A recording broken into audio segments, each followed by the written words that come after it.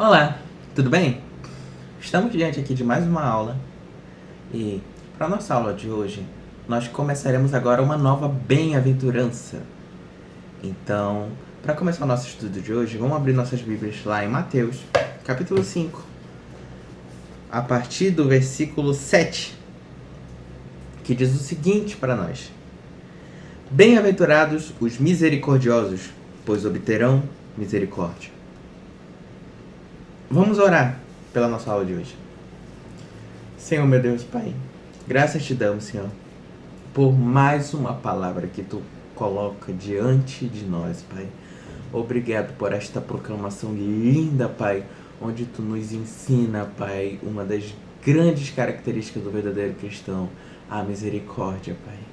Que nós venhamos ter misericórdia com o nosso próximo, que nós venhamos, Pai, ter a misericórdia que tu tens conosco, Pai, e que tu venha nos oferecer essa misericórdia linda e maravilhosa que somente tu, Pai, somente tu tens, Pai. Graças te damos e te oferecemos glória, e nós só temos a te agradecer pela tua misericórdia conosco, pois sabemos que a tua misericórdia é sem fim. Obrigado, Senhor, por tudo, te louvamos e te agradecemos. Amém. Bom, vimos, né, que esse é o papel das bem-aventuranças. O papel das bem-aventuranças é de traçar o perfil, as características e o padrão do verdadeiro cristão. Então, a gente sabe que a vida do verdadeiro cristão não é só aquela vida acompanhada de bênçãos, de coisas boas, milagres e tal. Não, a vida do verdadeiro cristão não é somente acompanhada disso. Antes, a vida do verdadeiro cristão é aquela vida que acontece exatamente como está escrito aqui no Sermão do Monte. Mas não porque ele busca seguir, mas porque é o estilo de vida dele, porque ele é um verdadeiro crente. Logo, quando ele se torna um verdadeiro crente, a consequência dele ter se tornado um crente é o Sermão do Monte. Consegue entender? Então, essa bem-aventurança é uma bem-aventurança muito bonita. E nós deveríamos examinar em nós mesmos, principalmente sobre essa bem-aventurança, o que ela quer dizer. E cabe a nós procurar exercer essa bem-aventurança e cumpri-la em nossas vidas. Ela é uma das bem-aventuranças, uma das que eu digo que mais distingue o falso cristão do verdadeiro cristão, que mais distingue o povo de Deus do povo que não é de Deus. A joia da igreja é a santidade, é a nossa santidade. Então, é essas capacidades, como por exemplo a da misericórdia, que nos torna distintos e que nos concede os dons do Espírito Santo, que nos concede os frutos do Espírito. Para que assim a gente possa ser a imagem e semelhança de Jesus. Então, lembrando que Jesus, ele não somente tinha uma boa moralidade. Muitas das vezes a gente confunde muitas coisas.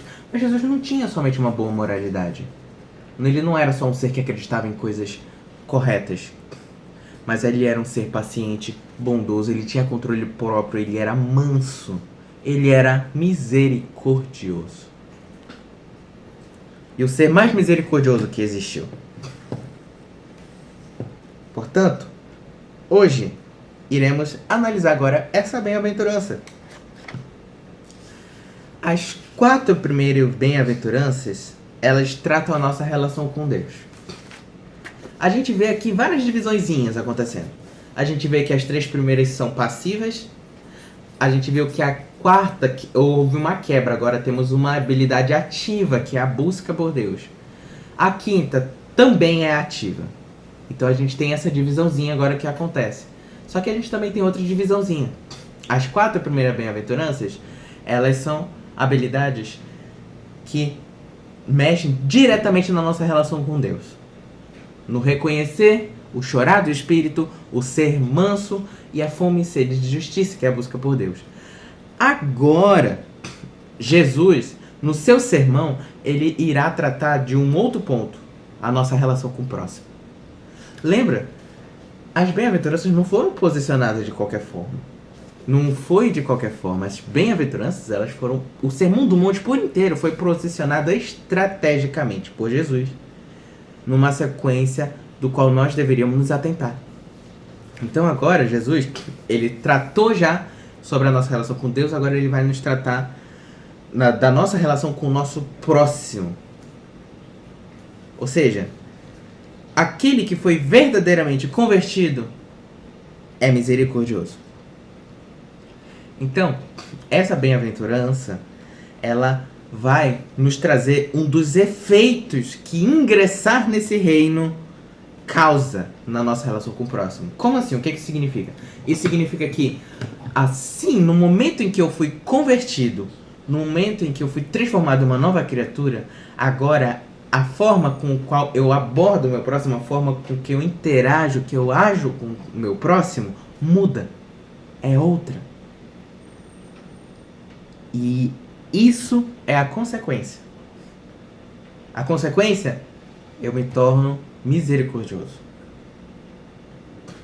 Quando eu sou verdadeiramente convertido. Ou seja, afeta tudo o nosso redor, a forma que eu falo com o meu próximo, que eu ajo com o meu próximo, que eu ando com o meu próximo, afeta todos os meus vínculos sociais, afeta todas as minhas amizades, todo mundo com o qual falamos, passamos e andamos. Tudo. Então, vamos lá. O que Jesus está nos ensinando aqui? Quando ele diz, bem-aventurados os misericordiosos. Em primeiro lugar, o caminho para a felicidade. Bem-aventurados, felizes, plenos, completos são os misericordiosos.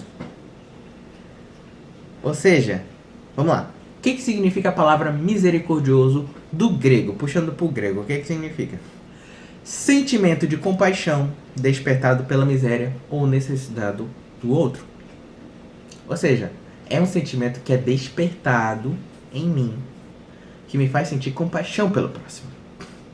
Ou seja, a compaixão pelo estado de miséria, pelo estado de necessidade que eu vejo no meu próximo. Então, podemos dizer também que é aquela famosa habilidade de se pôr no lugar do outro.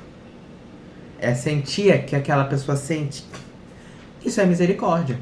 Isso é misericórdia. É ter compaixão dela a tal ponto de se pôr no lugar dela. Esse sentimento ele deve acompanhar o salvo. Ele deve acompanhar e deve estar presente. E o salvo ele faz de tudo para ajudar. Podemos dizer que essa é uma das habilidades que mais distingue o crente do ímpio. Por isso que o mundo hoje é uma sociedade ruim, cruel, má, perversa, onde as pessoas são vingativas, não tem misericórdia, é um povo frio, calculista, não há compaixão. Porque o povo não tem misericórdia, não se importa, não se põe no lugar do próximo. John Stott, um grande teólogo, diz o seguinte: o ímpio prefere ser omisso e indiferente quanto ao sofrimento e à miséria alheia, e que prefere mais a vingança do que o perdão. Ou seja, o ímpio ele é intolerante, ele é vingativo, ele é intolerante, ele não tem misericórdia, ele é frio, duro, indiferente. Falta amor no coração, não tem compaixão, não tem misericórdia.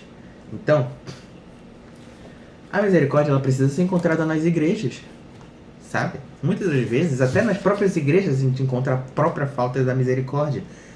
Isso não é certo. Ou a igreja deveria ser o local onde mais encontramos a verdadeira misericórdia. A igreja deveria ser o local que mais expressa de misericórdia. Misericórdia, um ponto muito importante a se ressaltar. Misericórdia, ele fala de atitude.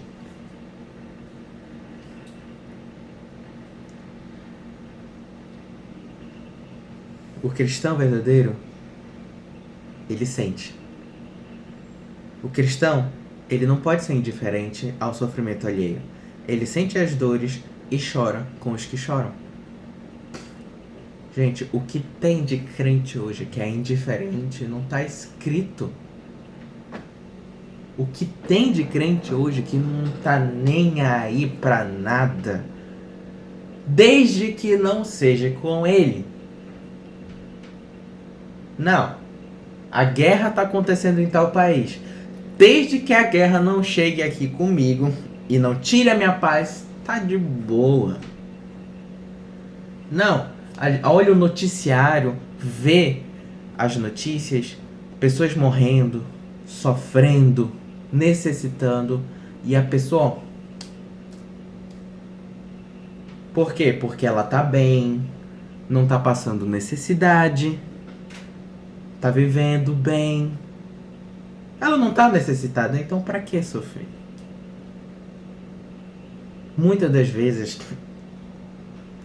cai a ficha pra mim do quanto que na nossa realidade nós somos tão cruéis. Falta misericórdia em nós. O quanto nós conseguimos ser indiferente com o sofrimento do mundo. Guerras, mortes, vidas sendo tiradas e a gente não sente nada.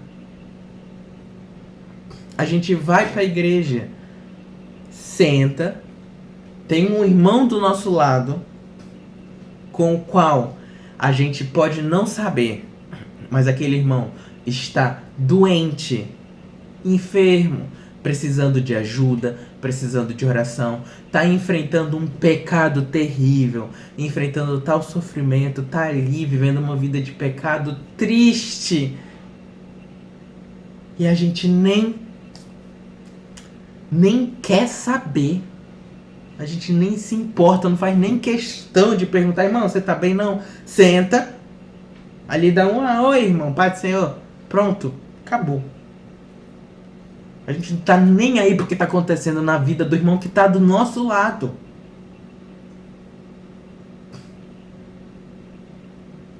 Nós somos a geração mais cruel e com falta de misericórdia que existe. A gente não consegue nem ter a coragem de chegar pro nosso irmão e falar, irmão, e aí, como é que você tá? Você tá bem? Tem alguma coisa que você precisa? Tem alguma coisa que você necessita que eu possa te ajudar, que eu possa orar, que eu possa fazer qualquer coisa por você, irmão? Você tá passando por alguma dificuldade? Você tá necessitando, irmão? Não.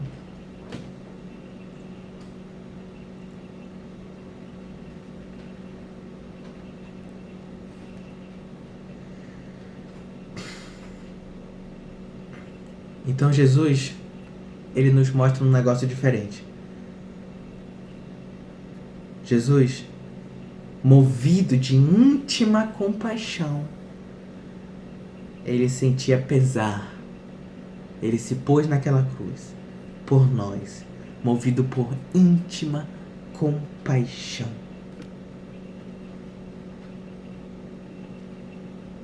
Ou seja, eu não estou querendo dizer que nós precisamos ser responsáveis por acabar com a fome no mundo.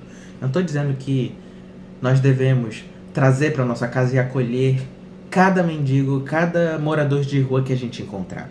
Não é isso.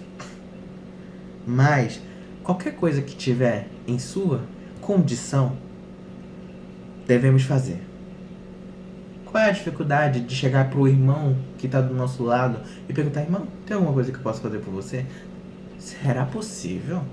É tão difícil. Eu encontro uma pessoa de rua, R$1, tem R$1, se não tiver tudo bem, mas tem R$1 na carteira, dá R$1. Qual que é a dificuldade? Que peso tem isso? Ajudar, oferecer o melhor. Gente, nem é tão difícil assim. Por que a gente não faz?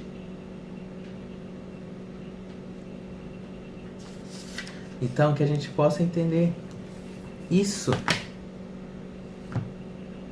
E somente estes que praticam essas coisas é que são verdadeiramente felizes. Segundo pontinho que a gente pode citar aqui, não é só um sentimento, mas é um sentimento. É um dentre outros sentimentos. Tem pessoas que sentem misericórdia, se põem no lugar do outro, choram, mas não fazem nada. Vive no sentimentalismo. Oh, meu Deus, ele tá sofrendo tanto, chora, chora, chora, e não faz nada. Misericórdia é acompanhada de atitudes. Exemplo disso é a compaixão, acompanhada pela prática. O que significa essa prática que ele diz? Que prática? É trabalhar, é se esforçar, é ir atrás, como eu disse, ir com o irmão, perguntar, irmão, você tá bem? É fazer de tudo para aliviar o sofrimento do meu próximo. O verdadeiro crente, ele não suporta, ele não aguenta ver o outro sofrendo. Ele precisa fazer alguma coisa que esteja dentro do alcance dele. Irmão, o que eu puder fazer para te aliviar o teu sofrimento, para te tirar dessa dor, para livrar você dessa angústia, eu vou fazer. O que eu preciso fazer? Como eu disse, nós somos a geração mais omissa em relação a isso. A gente não faz nada, a geração que menos tem atitude com o nosso próximo. A gente entra na igreja e sai como se fosse um bando de desconhecido, onde a única coisa que a gente fala com o nosso irmão é: ah, irmão, paz do Senhor, paz do Senhor. Morreu a conversa. Se o meu irmão tá bem, se ele tá mal, tá precisando de alguma coisa, passou a semana inteira enfermo, tá ruim, precisa de dinheiro,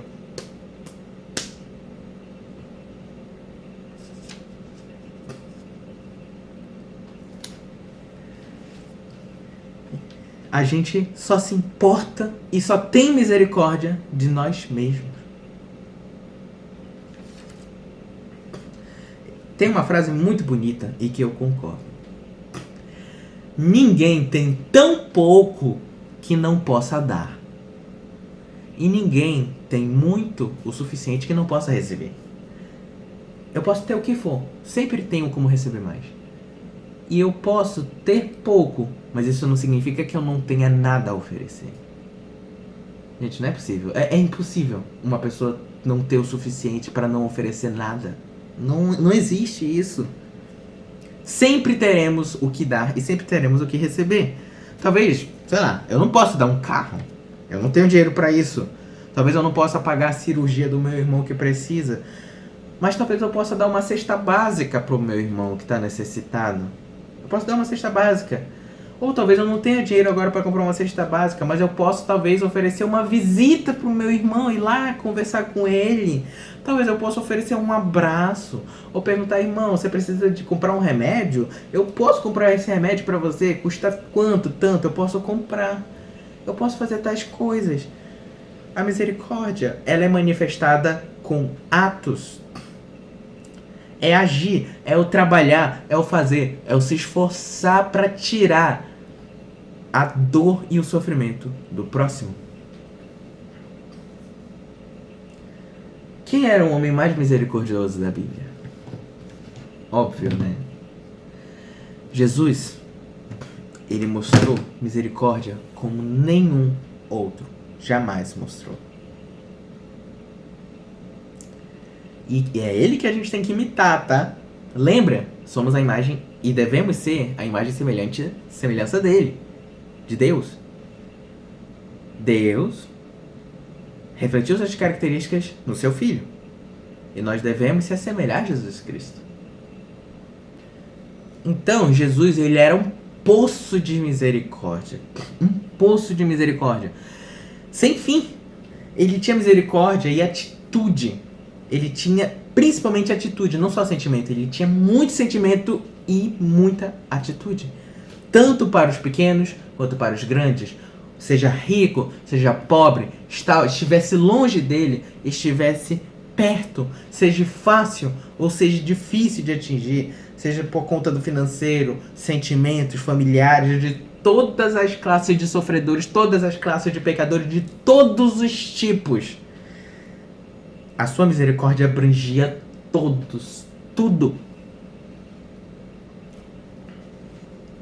Sua misericórdia, ela é manifestada substancialmente, ou seja, em uma totalidade. Sabe?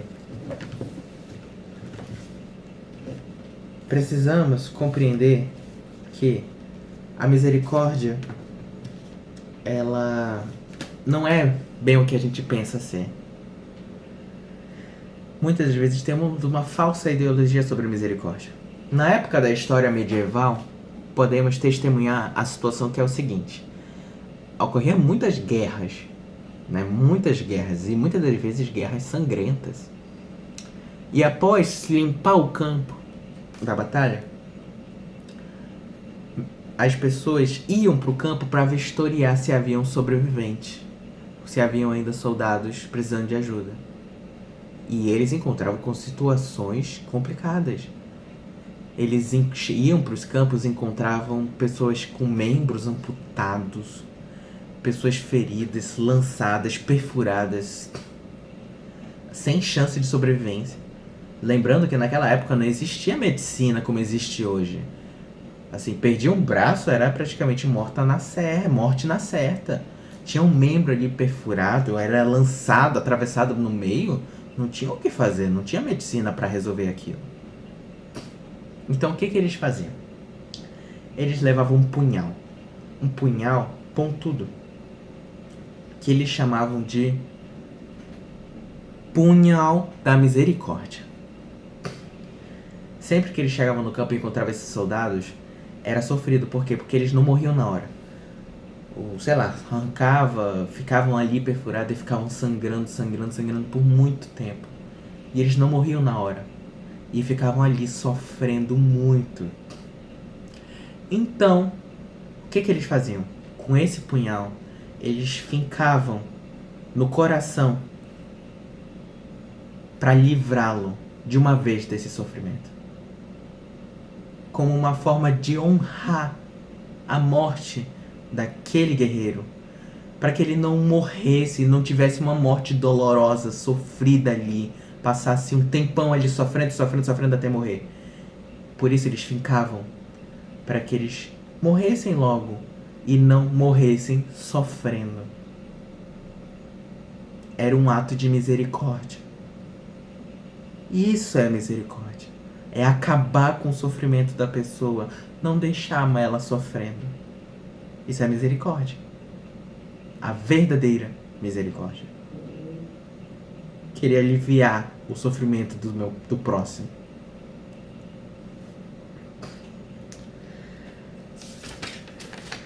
Então, vamos lá. O que é a misericórdia? Como ela é manifestada, no caso? Vamos agora fazer uma leitura da nossa vida. Porque a palavra do Senhor diz que se a gente não vai exercer de misericórdia por ignorância, vamos exercer por conhecimento. O conhecimento vai nos libertar da ignorância. Se a gente não faz, porque não possui, então que a gente se arrependa e busque exercer como a gente vai falar aqui. Como você pode exercer a misericórdia? Em primeiro lugar, atendendo à necessidade dos outros cristãos. Bom, como vocês ouviram, atendendo à necessidade de outros cristãos. Percebe-se que eu não disse aqui outros ímpios, atendendo à necessidade do meu próximo, não disse isso. Atendendo à necessidade de outros cristãos, atendendo à necessidade do povo de Deus. Olha o que está escrito lá em Romanos capítulo 12, versículo 13. Compartilhem os que vocês têm com os santos e suas necessidades. Comunicai com os santos. Ou seja, é nosso dever, ao ver um irmão nosso necessitado, suprir a necessidade dele. Ou seja, é impossível um cristão verdadeiro ver outro cristão necessitado e não ajudá-lo. É impossível um cristão ver outro cristão e não ajudar. Ele não pode ver um irmão na fé sofrendo, necessitado, precisando de ajuda, largado. Por quê? Porque ele vai se comover e ele vai se mobilizar e ele vai tentar fazer de tudo quanto estiver no alcance dele para tentar suprir a necessidade desse irmão. Sabe? É por isso que a gente não pode confundir que as bem-aventuranças, como a gente já falou, são habilidades, características naturais do ser humano. A gente confunde demais o fato de que, eu conheço um irmão que ele é tão misericordioso, ele exerce de misericórdia com o próximo, ele exerce de misericórdia, né, com as pessoas, e vai me dizer que ele não é bem-aventurado? Não. Não é. Porque não é essa misericórdia que o Senhor está falando. É totalmente diferente. Não confunda essa misericórdia com a verdadeira misericórdia, a verdadeira que vem do Senhor. Vamos ir mais a fundo para entender, então. Então, Gálatas 6, versículo 10, lá diz: sempre que puder, faça o bem. Pague o, né? Em outros versículos diz: não pague o mal com o mal, mas antes pague o mal com o bem. E primeiro os da igreja. Faça o bem para os irmãos da igreja. Os irmãos, os santos, pastores, diáconos, presbíteros, músicos, os irmãozinhos, os novos convertidos, senhoras, crianças. Como, por exemplo, aquela criança que está precisando de ajuda, que ela está com cárie, ou aquela irmãzinha que não tem nem vestido para ir para a igreja, não tem roupa para ir para a igreja. O verdadeiro crente, ele não consegue ver os irmãos precisando de ajuda e não fazer nada. Antes, ele se enche de compaixão e vai atrás de buscar ajudar o irmão no que ele puder. Essa é a marca do cristão. Sabe, muitas vezes a gente realmente continua vivendo nossa vida confortável, não é com nós, a gente não está presente em nada e vive essa vida completamente indolor. Lembre-se de uma coisa: Deus cobrará no dia do juízo. Ele vai cobrar.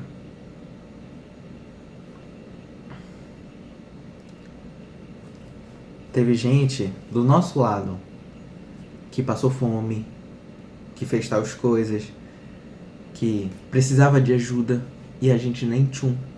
Eu digo isso por mim. Gente do meu lado, que no futuro eu vi essa pessoa passando por coisas horríveis e eu pensei: meu Deus, como eu nunca vi que essa pessoa estava precisando de ajuda.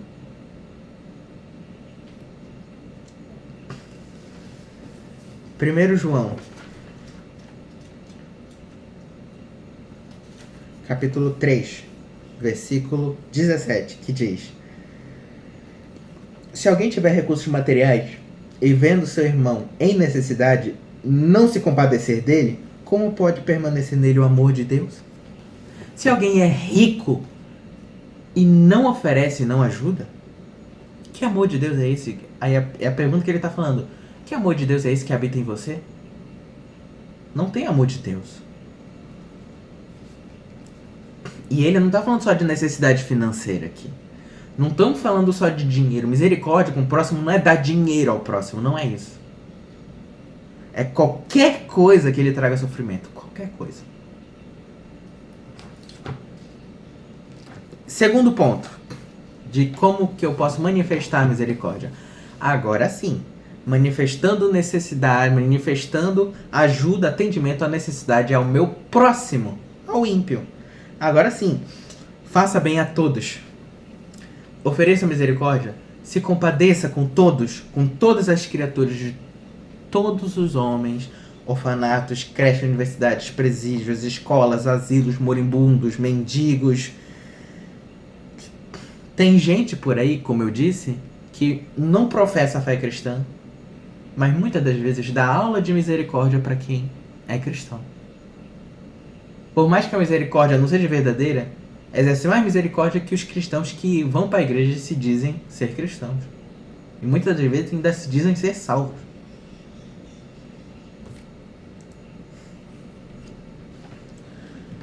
Lembre-se de uma coisa: não é por obras que seremos salvos. Entende? Não é por obras. Então, Provérbios, capítulo 3, versículo 28, diz o seguinte: não diga ao seu próximo, volte amanhã e eu darei algo a você, se puder ajudá-lo hoje. Você pode fazer algo agora? Faça. Se no momento em que você está vendo essa aula, tem algo que você possa fazer para ajudar esse irmão, eu te digo, pare agora. Mande uma mensagem para este irmão e vá ajudá-lo. Se tem algo que você possa fazer por ele, vá. Exerça de misericórdia. Faça. Sabe? Não diga, eu vou pensar se eu vou te ajudar. Não, o crente ele não pensa se vai ajudar ou não. Ele ajuda. E isso é outra coisa que diferencia mais ainda o verdadeiro cristão do falso cristão, daquele do mundo que diz, eu sou tão misericordioso. É isso que diferencia.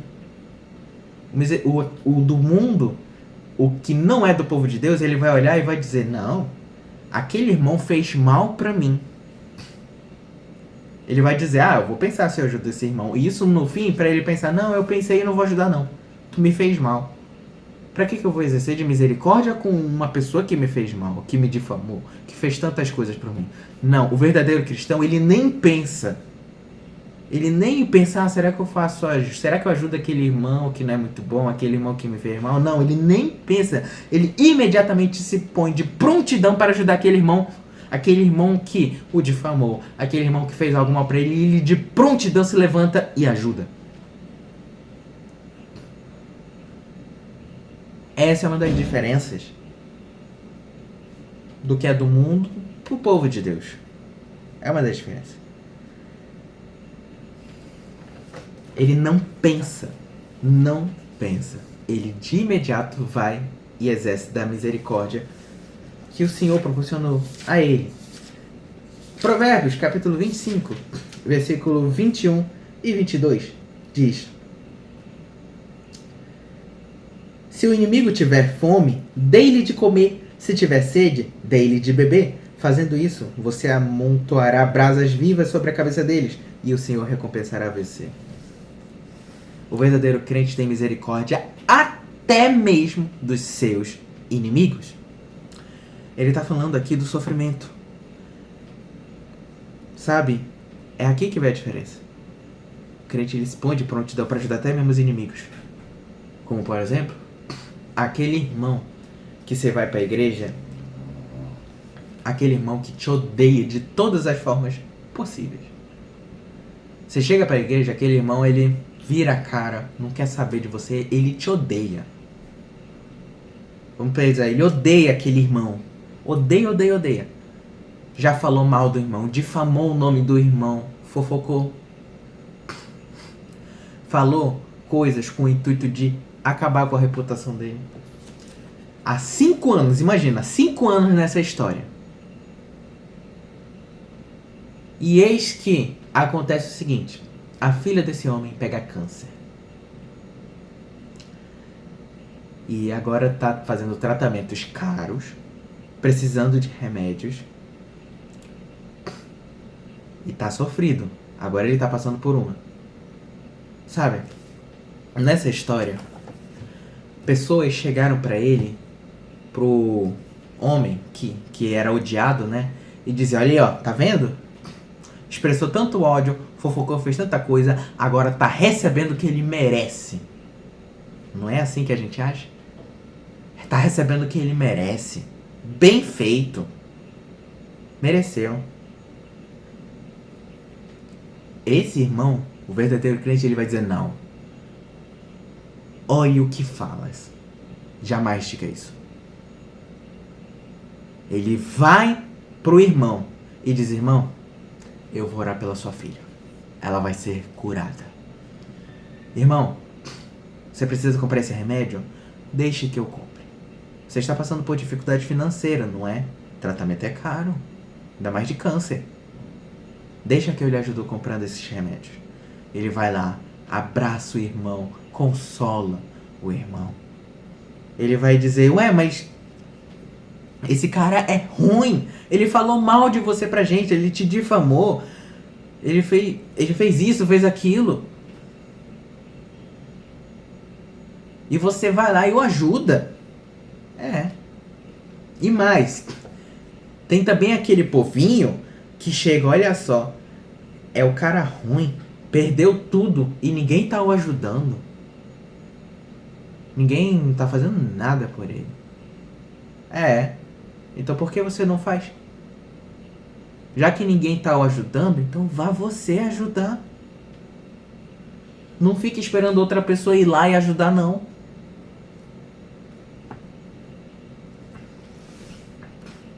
Hebreus 13.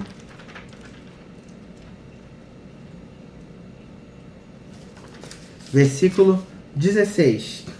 Diz o seguinte: não se esqueça de fazer o bem e de repartir com os outros o que você tem, pois de tais sacrifícios Deus se agrada.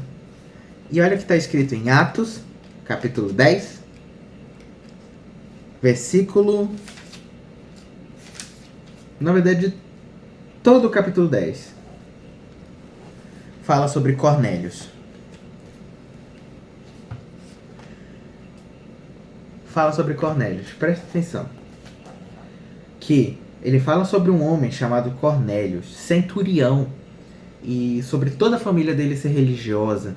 Ele dava esmolas ao povo e orava continuamente. Continuamente. Percebe-se? Ele ajudava muito, ele dava muitas esmolas. E a palavra diz que o Senhor foi a ele e disse: as suas orações e esmolas subiram como ofertas memoriais diante de Deus. Percebe nesse exemplo do Cornélios que as nossas ofertas, a sua misericórdia com o próximo chega a Deus. Deus vê o que fazemos. Sabe? Como, por exemplo, aquele menino na rua que logo ao se aproximar a gente levanta o vidro do carro. Não tenho nada para te oferecer. E mais, olha para essas pessoas e fica, não, é um vagabundo. Não trabalha porque não quer. É só mais um drogado. É um endemoniado. Esse irmão é um fofoqueiro. Esse irmão é ruim, é mau. Para que ajudar ele? Ele nunca te ajudou. Não faz porque não quer. Sabe? A verdade é a seguinte. Ah, legal. Você provavelmente é a milésima pessoa que diz isso. Ele tá esperando alguém que fale algo diferente. Talvez essa pessoa já tenha ouvido muito. Ah, você é um fofoqueiro. Talvez ele já tenha ouvido muito isso. Talvez ele já tenha ouvido muito que ele é um cara mau, ruim, que só se importa consigo mesmo, que ele é um endemoniado, um drogado. Essas pessoas provavelmente já ouviram muito isso. Ou eles estão esperando alguém que fale algo diferente. Estão esperando alguém que chegue a eles e diga: irmão, eu me importo com você. Eu amo você. Se essas pessoas não fossem necessitadas, você acha mesmo que elas iam estar pedindo? Se o irmão, esse irmão ruim, realmente reconhecesse sua natureza, você acha que ele estaria enfermo? Não, ele está enfermo. Precisa de ajuda, precisa de oração, precisa de alguém que se importe com ele. Verdadeiramente. Apontar o dedo é fácil, milhares apontam o dedo. Agora eu quero ver ir lá e ajudar. Fazer algo diferente. Chegar para ele e dizer: você é digno de misericórdia. Porque é que essas criaturas são o que essas pessoas são dignas de misericórdia.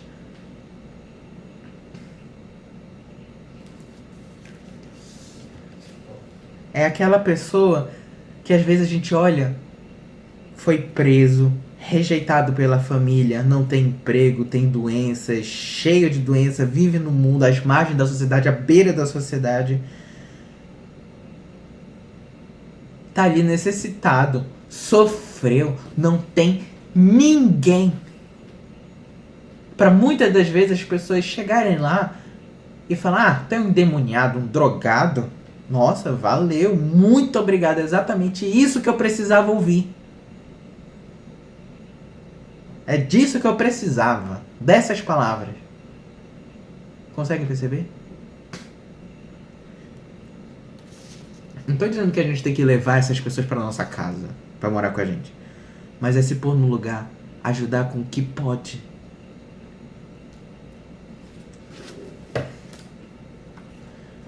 Atos 20. Versículo 35. Diz: em tudo que fiz, mostrei a vocês de imediato trabalho árduo, devemos ajudar os fracos.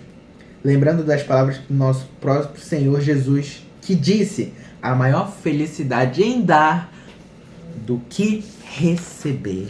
Olha que palavras maravilhosas, gente. Lindíssimas palavras. Sabe, a igreja só tem criado um bando de pidões. Muitas igrejas hoje só tem criado um bando de pidões. Sabe? Que vai para a igreja, não, Senhor, porque eu quero bênção, porque eu quero isso, porque eu quero aquilo, eu quero isso, eu quero isso. Não, Senhor, Senhor, graças te dou, Senhor, eu quero isso, quero uma casa, quero um carro, quero bênção, quero cura. Povo perdido. Presta atenção. Nós fomos chamados pelo Senhor para dar. E para abençoar. E não para reter bênçãos, não para reter milagres. Quer receber? Dê. Escute muito bem. Quer receber? Portanto, dê. Terceiro ponto de como eu posso exercer misericórdia é muito simples. No ato do perdão. O misericordioso não guarda mágoas. Ele perdoa independente. Irmão, eu vou te ajudar. Você fez tal coisa pra mim? Não importa. Passou, ficou pra trás. Eu já esqueci, meu irmão, do que você fez. E agora você está precisando de ajuda, você está necessitado. E eu vou te ajudar. As pessoas têm uma mania muito feia, muito feia, de achar que, perdoei, pronto. Fala, irmão, tudo bem, eu te perdoo e pronto, acabou. É isso, perdão. Mania feia. Muitas das vezes eu já escutei, não, eu perdoei meu irmão, mas ele lá e eu aqui. Ele lá com os problemas dele e eu com os meus. Perdoar, eu perdoei. Muitas vezes a pessoa nem falou com ele. Ele diz, não, eu já falei com o senhor, já perdoei ele aqui no meu coração. E a pessoa ali achando que eu ainda estou odiando ele. Isso é perdão? Acham mesmo que isso é perdão? Aí eu chegar com meu irmão e falar, irmão, eu te perdoo, tá? Tudo bem, se preocupa não, te esquenta não que eu te perdoo. E fica um negócio da boca pra fora. Aí quando o irmão precisa de ajuda, não vou ajudar não, ele fez tantas coisas pra mim, pra que eu vou ajudar ele? Isso é perdão? Mania feia que as pessoas têm. Entenda uma coisa, é fácil perdoar quem é meu amigo. Tipo, meu amigo me fez um malzinho ali, não, mas tudo bem, eu perdoo, ajudo ele. Perdoar qualquer próximo, perdoar até um desconhecido é fácil. Quero ver perdoar aquele que te magoou, que tentou tirar a tua vida, que fez um mal terrível contra a tua família. Eu quero ver perdoar esses. Quero ver um perdão que não seja só da boca pra fora. Mateus 18, versículo 21 e 22. Podemos ver um exemplo claríssimo aqui. Claríssimo. 21 e 22. Então Pedro se aproximou de Jesus e perguntou, Senhor, quantas vezes deverei perdoar meu irmão quando ele pecar contra mim? Até 7 vezes? Jesus respondeu, eu digo a você, não até 7, mas 70 vezes 7. É perdoar os ofensores, não se vingar. É perdoar mesmo. Perdoe quantas vezes for necessário. Ah, então quer dizer que todas as vezes que ele errar comigo eu tenho que perdoar? Sim. Todas. Todas. Não tem essa história que muitas vezes a gente fica, não, até que eu te perdoo, até que eu vou relevar o que você fez. Não, perdoe. Sem pensar. Pois o crente que guarda mágoas nunca houve verdadeira conversão. Não confunda. Tá? Isso daí não é perdão. Uma das coisas que a gente pode nos ajudar a entender o perdão é o seguinte: comparar a misericórdia com a graça. Pense no seguinte: o que é a misericórdia? Vamos comparar com a graça para entender. Não dá a você o que você merece. Você pecou contra Deus. O que você merece? Merece ser condenado. Merece julgamento. Merece a pena de morte prevista na lei. Merece ir para o inferno. Merece ser julgado. Mas a palavra diz, misericórdia não dá. Você merece essas coisas, mas eu não vou te dar o que você merece. É eu chegar pro meu irmão, irmão, você errou contra mim. De fato, você merecia que eu te punisse. Você não, entende? Você, sabe, você não merecia a minha ajuda. Você merecia, pelo contrário, que eu te fizesse, que eu te retribuísse. Que eu fizesse o que? Olho por olho, dente por dente. Que eu te retribuísse de volta. É isso que você merece. Você merecia ser julgado pelo que você fez comigo. Mas eu não vou te dar isso. Pelo contrário, aí entra a graça. Eu vou te dar o que você não merece. Por que vocês acham que a graça de Deus é única? Ele diz, olha, vocês não mereciam perdão, mas eu vou dar a vocês o perdão. Vocês não mereciam a salvação, mas eu vos dou a salvação. Vocês não mereciam o meu sangue, mas eu vos dei o meu sangue. E eu os lavei e fui numa cruz. Vocês não merecendo, mas numa cruz eu sangrei e paguei o preço do qual vocês não mereciam, mas eu paguei e dei a vocês. Irmão, de fato, você não merecia que eu te ajudasse, mas eu vou te ajudar. Eu vou fazer.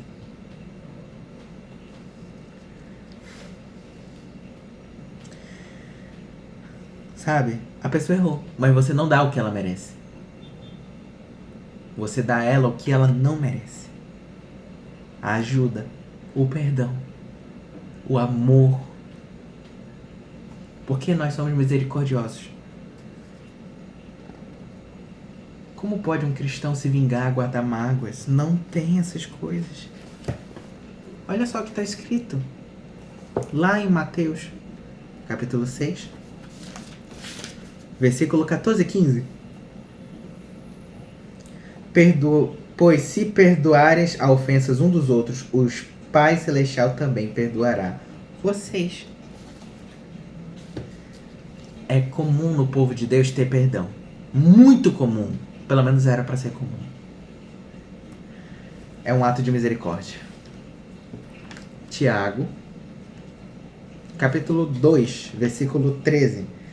Pois será exercido juízo sem misericórdia sobre quem não foi misericordioso. A misericórdia triunfa sobre o juízo. Deus não terá misericórdia de quem não exerceu de misericórdia. Tenha misericórdia das pessoas. Tire essa culpa. Não nutra nenhum desejo de vingança. Antes, largue. Largue esse pensamento de não, eu tô só esperando para dar o troco. Não. Largue esse pensamento de não, se a pessoa me der numa, ela vai sentir. Eu vou dar na outra. Não. Não nutra esse sentimento. Então, quarto ponto. Misericórdia não é esperar o mal do seu inimigo. Não tem nem muito o que falar do que tudo que a gente já falou. Hebreus 10:30. A vingança é minha. Não se vingue. Não nutra ódio. Tiago 4. Versículo 11. Diz, Irmão, não falem mal uns dos outros. Quem falar contra o seu irmão ou julgar o seu irmão fala contra a lei e a julga. Quando você julga a lei, não está cumprindo, mas está agindo como juiz. Você não tem direito de julgar. Você não é juiz. Então, não se ire, não guarde mágoas. Não denigra o seu próximo. Não fale mal nas costas. Olha, aquele irmão fez mal comigo. Ele é um fofoqueiro, ele é assim, assim, assim, assim, ele é mal. Não façam isso. Não façam facções, motins contra o próximo, panelinhas contra o próximo. Nem se junte para derrubar essa pessoa, para se vingar. Por favor, não. Antes, releve. Esqueça. Perdoe. Pague o mal com o bem. Deixe o outro ter razão. Não, ele tá errado sim, mas deixa ter razão. Deixa ele estar por cima, deixa. O salvo ele não se preocupa em se promover, em ter a palavra final, em provar que está certo. Antes, ele perdoa, não dá troco. Em quinto ponto de como podemos exercer misericórdia, no evangelismo. Essa é a relação aos ímpios. Ele não tem compaixão, sabe?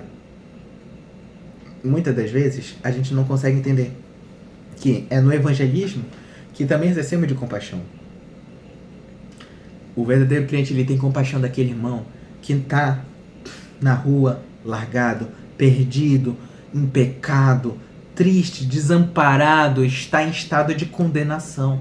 E ele sente e se compadece pelo estado da pessoa. Muitas das vezes eu fico impressionado comigo mesmo o quanto que existe em nós a falta de amor. De olhar para o meu próximo, para o meu irmão, ver que ele não está no bom caminho, ele está fadado a um caminho que leva à condenação, ao juízo final, que ele vai ser condenado. E eu não sinto nada, não tô nem aí.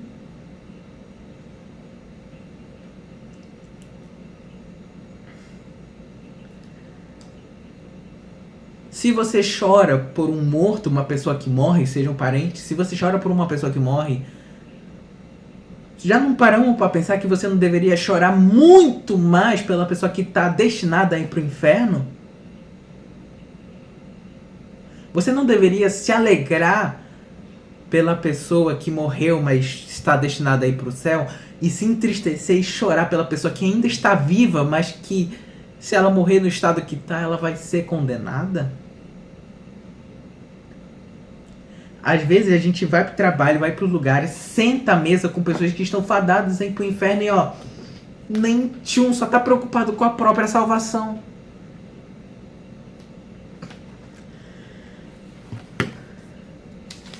Mas lembre o seguinte, o verdadeiro crente é aquele crente que vai pra faculdade, olha para aquele povo saudável, bem vestido, com roupas de marcas, carros chiques, com paz, família linda, em estado perfeito, escola paga, mas que estão sem Cristo. E ela olha para aquilo e chora e diz: meu Deus, esse povo está fadado à condenação e podem morrer a qualquer momento nesse estado. E se entristece por essas pessoas em estado até saudável, mas em estado de condenação. Mas lembra de uma coisa: misericórdia não é só sentimento, é atitude. Então o que a gente pode fazer por essas pessoas? Oferecer remédio. Remédio? Que remédio? O evangelho. É aqui que a gente quebra a diferença, porque a nossa geração é a geração mais indiferente. A gente não tá nem aí para pessoas. A gente trabalha com aquele gerente ímpio, condenado ao fracasso, e não tá nem aí. Se ele vai pro inferno ou não, se ele tá no mau caminho ou não, a gente não tá nem aí. Sabe? Já parou pra pensar que o fato da gente não se compadecer com essas pessoas é preocupante? É preocupante, é um estado de preocupação grandíssima. Não temos misericórdia com essas pessoas. A gente não tá nem aí pra elas se elas vão pro inferno ou não. Então levar de misericórdia, usar de misericórdia é levar o evangelho, orar por essas pessoas, insistir por elas até que elas se convertam, levar o evangelho. O misericórdia poupa as pessoas do sofrimento, não é? A misericórdia poupa. Então o que o evangelho tem a ver com isso? Simples. Eu quero livrar essas pessoas do sofrimento eterno. Levar essas pessoas do caminho mau. Livrar essas pessoas do caminho da condenação. Tirar elas para que elas não sofram com a ira de Deus. Para que elas não venham padecer no inferno e ter um sofrimento inestimável. Queremos poupar elas com o evangelho. Vamos ler o que está escrito lá em Judas. Capítulo 1, versículo 23. Que diz: aos outros salvem, arrebatando-os do fogo. A outros ainda mostrem misericórdia com temor, odiando até a roupa contaminada pela carne. Arrebate essas almas do fogo, tire elas do fogo, põe elas no caminho correto para que elas não venham ser queimadas. Não deixe-as ir ao inferno. Lute, insiste. O verdadeiro crente não quer ver essas pessoas queimando no inferno. Romanos 1,14, Paulo diz que ele é devedor, ele prega o evangelho porque ele é um devedor, ou seja, eu recebi o evangelho me tirou do caminho, portanto, esse mesmo evangelho que me tirou do caminho, logo eu preciso levar esse evangelho para todos, para que da mesma forma que esse evangelho me tirou do caminho do mal e me salvou e me trouxe a misericórdia do Senhor, da mesma forma, esse evangelho também precisa alcançar essas pessoas e também tirar essas pessoas do caminho errado, para que a misericórdia de Deus atinja essas pessoas da mesma forma que me atingiu. Para que assim essas pessoas também exerçam de misericórdia como Deus plantou em mim a misericórdia. Porque antes de eu exercer de misericórdia com o meu próximo, Ele teve misericórdia de mim.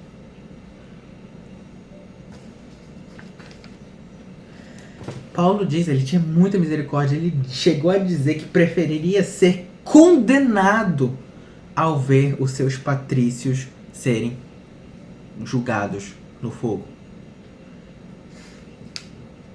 Ou seja, Paulo está dizendo que ele abriria mão da própria salvação para ver os seus patrícios salvos. Ele tinha muita misericórdia. Sexto ponto. Como eu posso exigir misericórdia? Ter compaixão do próximo em seu momento de fraqueza. Pode parecer besta isso, mas tem momentos que, por exemplo, o marido vê a esposa em um estado frágil e se aproveita. A gente vê um amigo frágil e se aproveita. Vê a pessoa sofrendo e quer se aproveitar. Olha, ele está sofrendo, vamos aproveitar para aumentar ainda mais o sofrimento dele? Porque ele merece? Misericórdia é ver uma pessoa em estado de crise, em ruína, em estado de fraqueza e ter compaixão. Isaías 42, versículo 3, diz o seguinte para nós: não quebrará o caniço rachado e não apagará o pavio fumegante, com fidelidade fará justiça. O que Jesus está dizendo aqui? Que ele não vai pisar ainda mais no povo. Ele não veio para esmagar, aumentar o sofrimento do povo, mas antes ele veio chorar pelo povo e se compadecer pelo povo. Ele veio nos salvar. Por quê? Porque ele não veio condenar o mundo, mas antes ele veio para salvar. Por isso que ele entregou seu único filho para nos salvar e não para nos condenar. Jesus mesmo diz, eu não vim para condenar o mundo, eu vim para salvar. Por que ele não veio condenar? Porque é muito simples, o mundo já está condenado. A gente já está em estado de condenação. Não tem mais o que condenar. A gente já está em estado de condenação. Por isso, ele não veio acrescentar mais condenação, mas antes ele veio usar de misericórdia. Porque Deus amou o mundo de tal maneira que entregou seu único Filho unigênito para, por nós, nos salvar e morrer na cruz. Ser misericordioso é a prova de que somos salvos.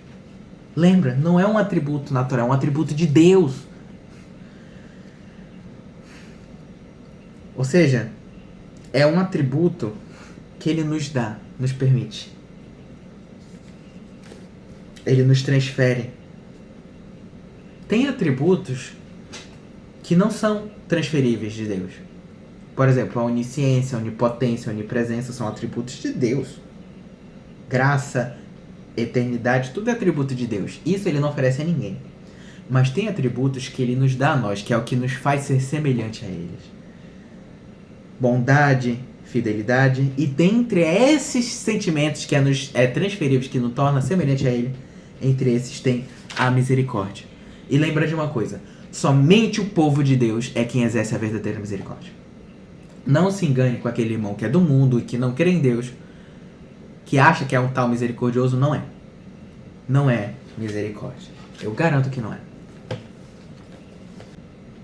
Pois o verdadeiro crente ele só recebe misericórdia após a conversão.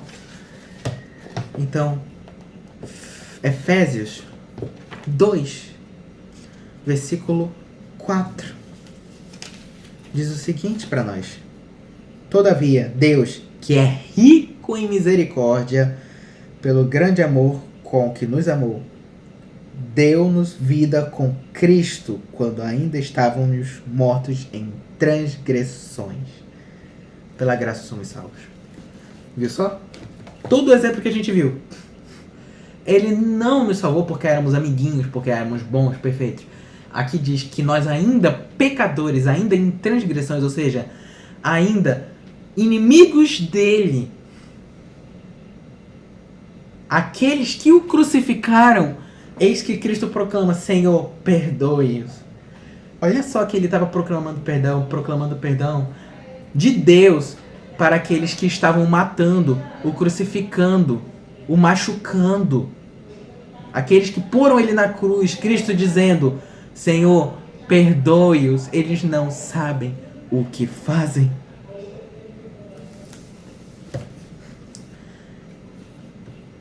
Segundo Coríntios 1, versículo 3, diz o seguinte para nós: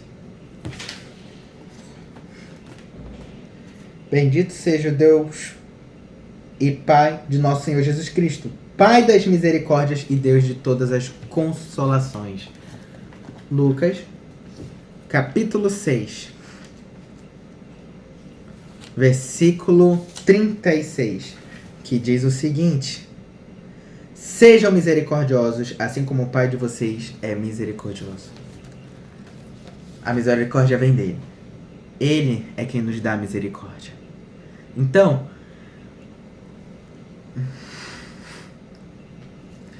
Mateus capítulo 6, versículo 14, preciso dar mais esse ensinamento, que agora eu vi. Preciso dar mais esse ensinamento. Versículo 14.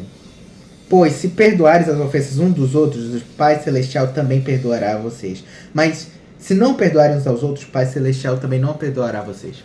Presta atenção no seguinte, esse ensinamento aqui é muito importante. Ele não está dizendo para nós que o perdão de Deus depende de eu perdoar os outros. Então, para receber o perdão é só eu perdoar, pronto. Não, pelo amor de Deus, nunca pense nisso. Mas antes, uma vez que eu sou perdoado por Deus, preste atenção, uma vez que eu sou perdoado por Deus, é impossível eu não perdoar o meu próximo. Senão a gente cai naquele mesmo exemplo do cobrador. Lembra do cobrador que foi perdoado pelo rei? Aí depois encontrou um que o devia e não o perdoou. E o que o rei diz para ele? Eu te perdoei, não te perdoei? Eu te livrei, eu te tirei a tua dívida. Por que você não perdoou o próximo como eu te perdoei? Então preste atenção numa coisa. Se eu não perdoo o meu próximo, nunca foi perdoado de verdade por Deus. Nunca. Nunca fui salvo. Essa é a prova de que eu sou salvo. Antes eu perdoo. Mas eu não perdoo para receber o perdão de Deus. Porque antes mesmo de eu perdoar o meu próximo, Deus me perdoou. Antes mesmo. Antes de eu mirar e depois perdoar o meu próximo, antes de eu falar, ou antes mesmo de eu pensar em perdoar o meu próximo, Deus já me perdoou. E é por isso que O instinto do cristão, instinto, eu não digo forçadamente, o instinto natural do verdadeiro crente é perdoar. É natural. Ele quer perdoar. Porque ele sabe como é ser perdoado. E porque ele sabe como é ser perdoado, ele quer perdoar.